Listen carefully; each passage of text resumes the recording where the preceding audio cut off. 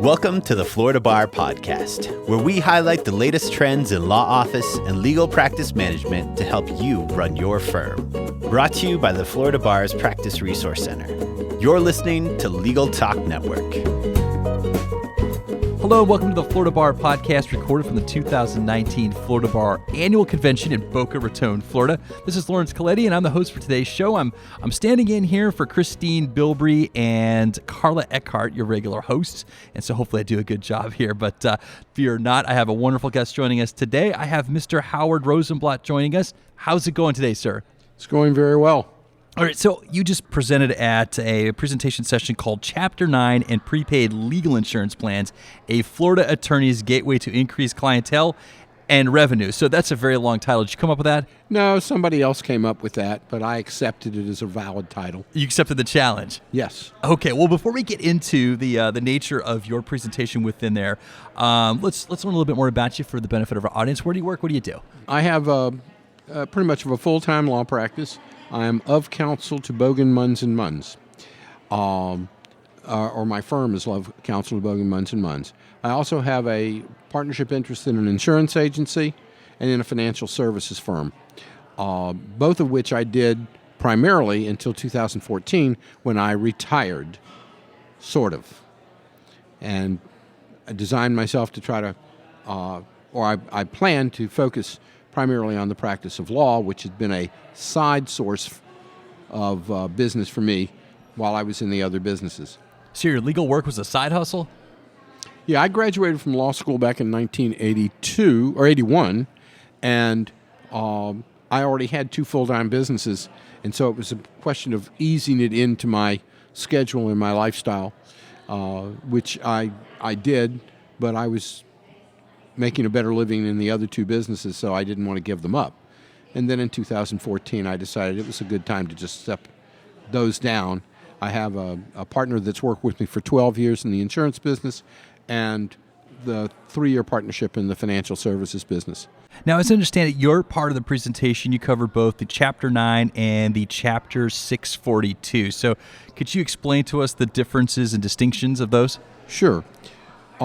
Chapter 9, and I served as a chair of the Florida Bar Committee on Prepaid Legal, is part of the Florida statute that allows an attorney to directly negotiate with an employer, a union, other entity to provide legal services to their employees, their members, things like that.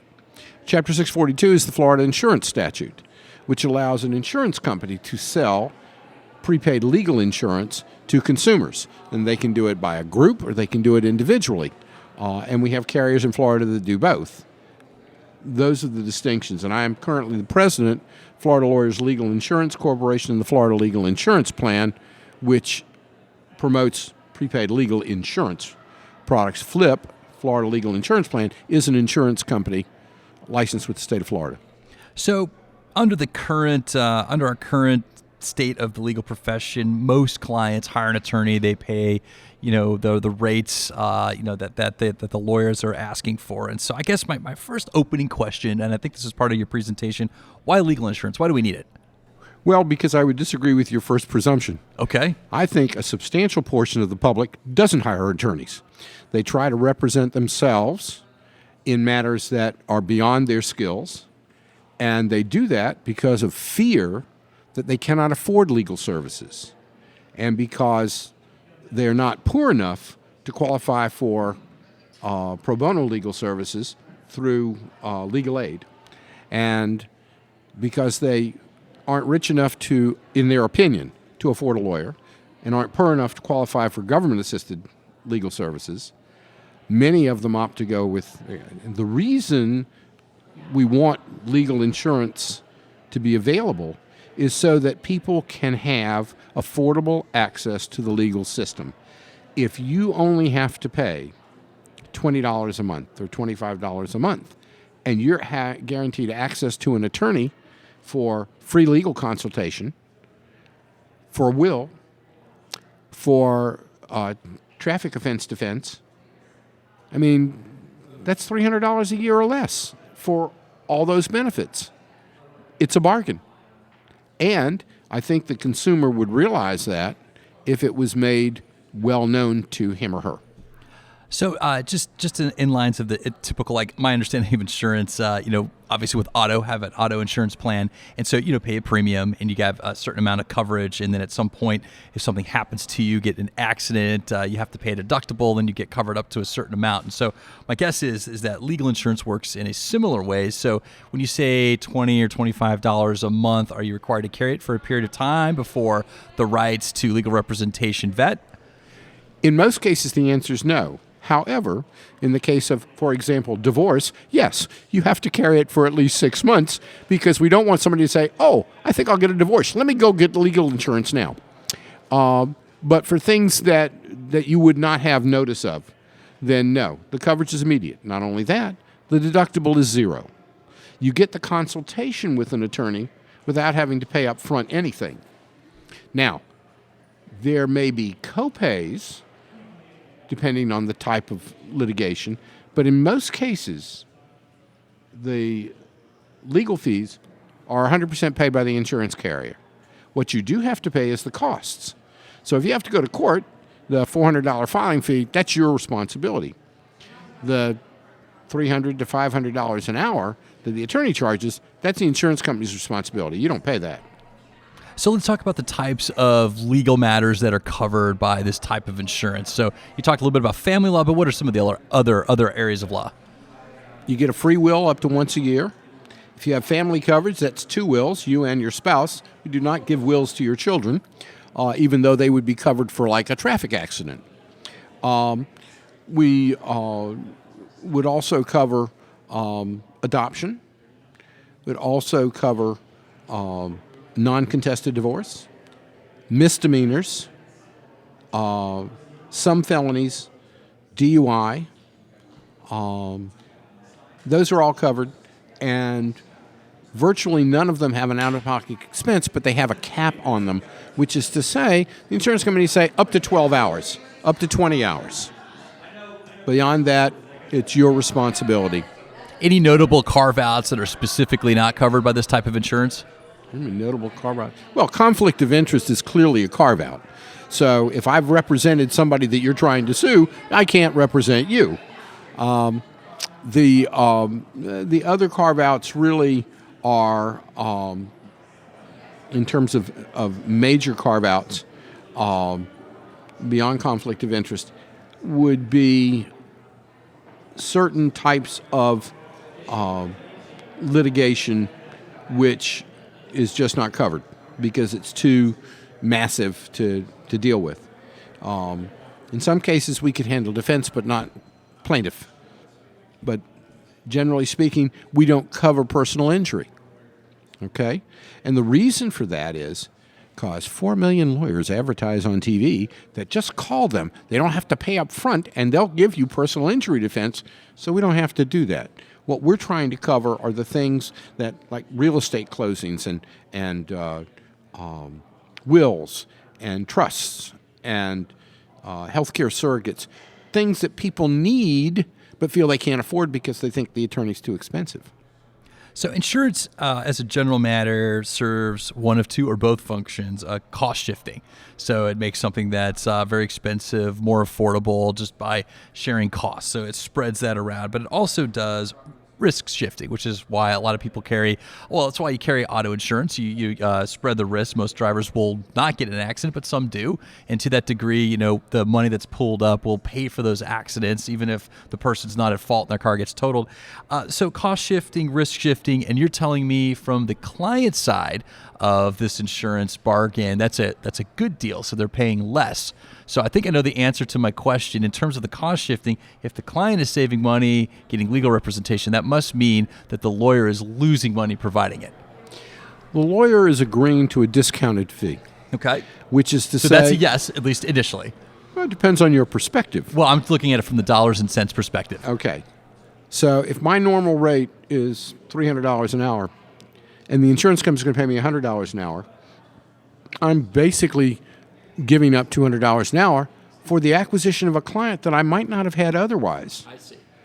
and a client who couldn't afford $300 and wouldn't have hired me at $100 because he would think that's too expensive. But at paying $20 a month and somebody else paying the $100, he's in really good shape. So, my feeling is that anything that allows the consumer to have easier, more affordable access to the legal system is a plus. So you talked about a relationship there where you have a client that pays $20 a month now has access to an attorney at a rate of $100 a month in your hypo. That attorney would normally make $300 an hour, but now the attorney's got access to a new market that they're probably not looking at right now. What are some of the other benefits to attorneys participating in this type of program? They're making less per hour, but the benefits are... Well, let me clarify to you that the $100 an hour is not what the client's paying. That's what the insurance company's paying. So from the consumer standpoint, he has access to an attorney for free, okay? The benefits to the attorney are it allows him to build or increase his practice, expand his practice into areas where he may not be otherwise or previously. It allows the attorney to develop relationships which can create referrals and bringing in additional clients who do not have the insurance and therefore are paying retail. It gives the attorney the time to, or not the time, but the ability to enhance his or her practice in a particular area that he may want to do more work in, but he's not getting it. That's not the cases that are being generated toward him, but in a legal insurance situation where you're on the panel, if they refer a case to you and you don't want to do the case, you don't have to do the case. So you can take certain types of cases and use those. And so you can hone your skills in that area. And if somebody comes to you with a different kind of case, or if the insurance company tells you, here's a client that has a different kind of issue, you don't want to deal with it, you just say, thank you very much, but I'll pass on this one. So for me, example, I do a lot of estate planning and probate, okay? And so I take all those cases. Every now and then you get a real property case, which may involve some of that other stuff, but I don't want to deal with that. So for me, I just refuse the real property stuff and just take the estate planning, the elder law, the probate, and those areas. So I'm going to put my attorney hat on for a second. And, I obviously, as an attorney, I care about my clients. I have a responsibility to them. And, critics of utilizing insurance models to, pay for certain types of services would say that, probably the purest in terms of the interaction between the service provider and the person buying the service is that one-on-one relationship where, the client cares both about the price and the quality, and so when you start introducing intermediaries for this transaction to take place, like an insurance company, now the client is at, well, I don't really care how much it costs. I just want it to be high quality. In turn, the insurance provider, as long as everything's paid for, they may not be as concerned about the quality of the provider and maybe not so much dialed in for the cost because they're dealing from a pool. It's not coming from them personally. And so how do you avoid those moral hazards when it comes to providing insurance for legal services? Okay, well, I may want you to repeat part of the question because I'm going to take the last part first. Provider is very, very concerned about the quality of the service because if the quality of the service isn't any good and the client is upset and doesn't have a good time. And, it's going to badmouth the carrier, number one. Number two, he is going to badmouth and criticize the attorney the carrier referred him to. No, the carrier cares about the quality, and he wants, or she wants, the carrier wants customer satisfaction because they want to expand and cover more people. The more people they cover, the more profit they make because they know that on a certain percentage will utilize their services of the people they have insured. So if you insure 5,000 people and 500, get a new will, you got 4,500 people who paid you for a service that they didn't take advantage of. Okay? So the carrier definitely cares about the quality of the service.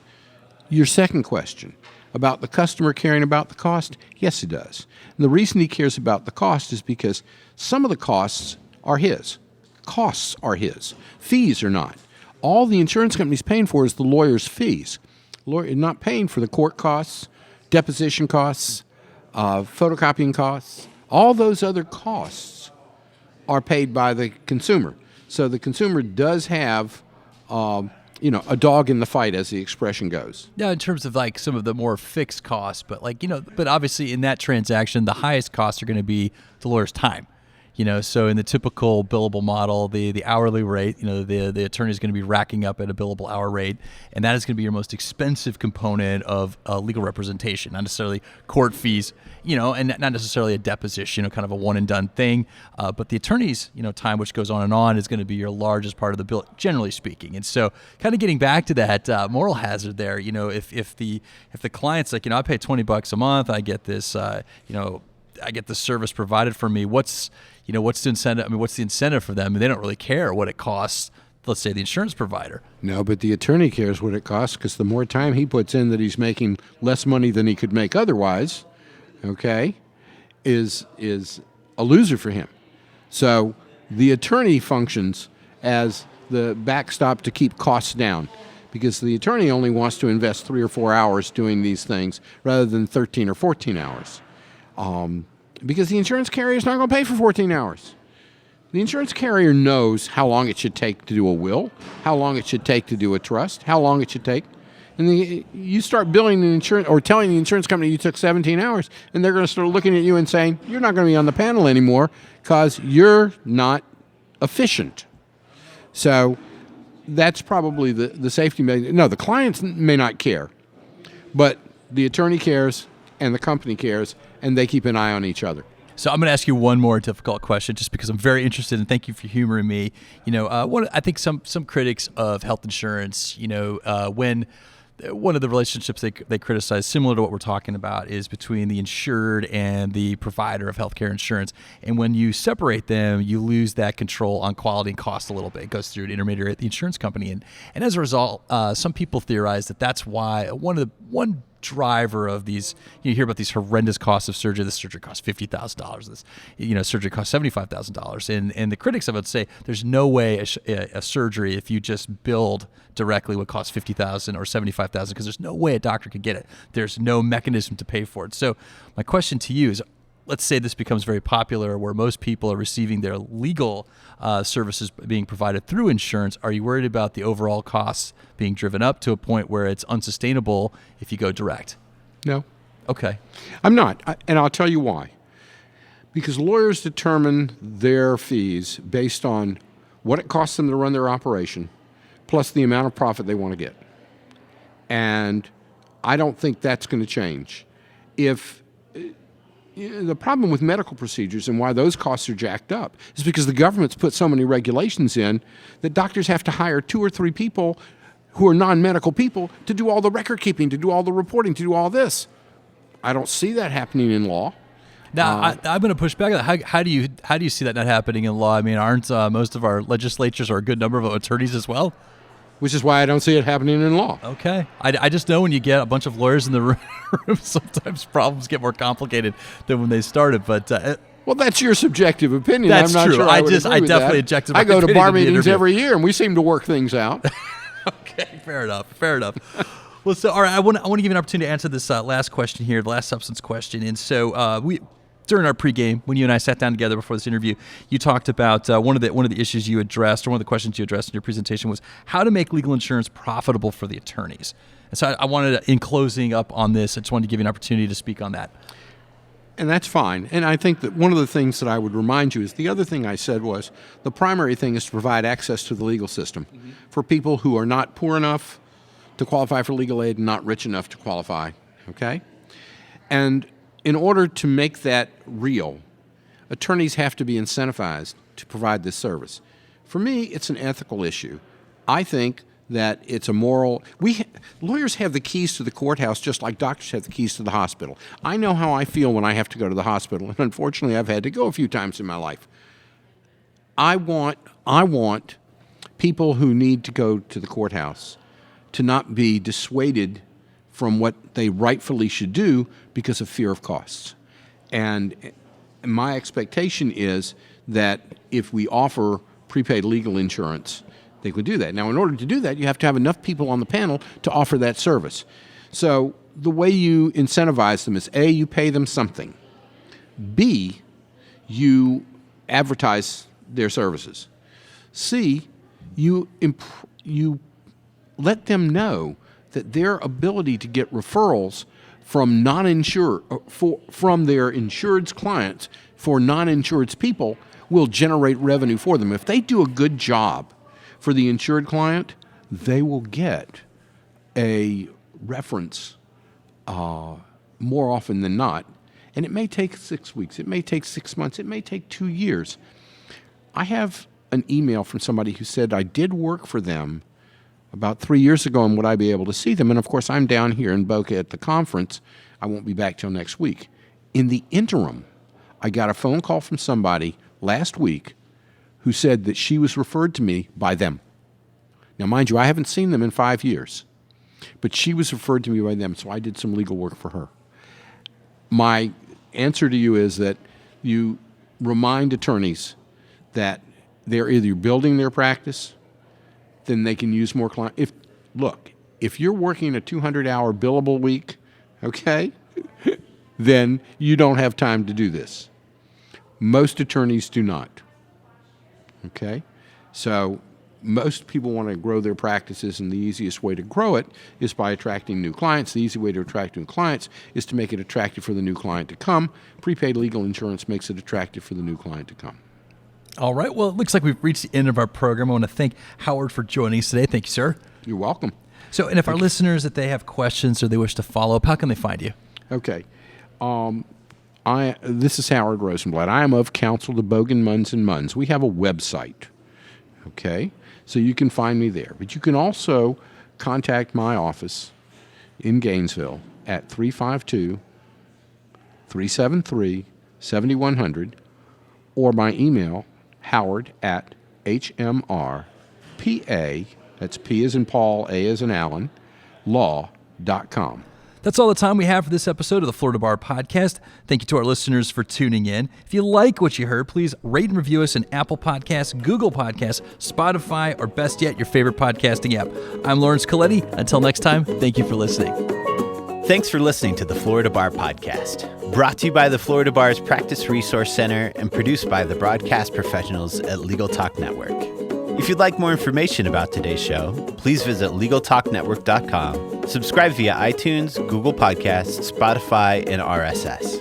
Find the Florida Bar, Legal Fuel, the Florida Bar's Practice Resource Center, and Legal Talk Network on Twitter, Facebook, Instagram, and LinkedIn. Or download the free app from Legal Talk Network in Google Play and iTunes. The views expressed by the participants of this program are their own and do not represent the views of, nor are they endorsed by, Legal Talk Network, its officers, directors, employees, agents, representatives, shareholders, and subsidiaries. None of the content should be considered legal advice. As always, consult a lawyer.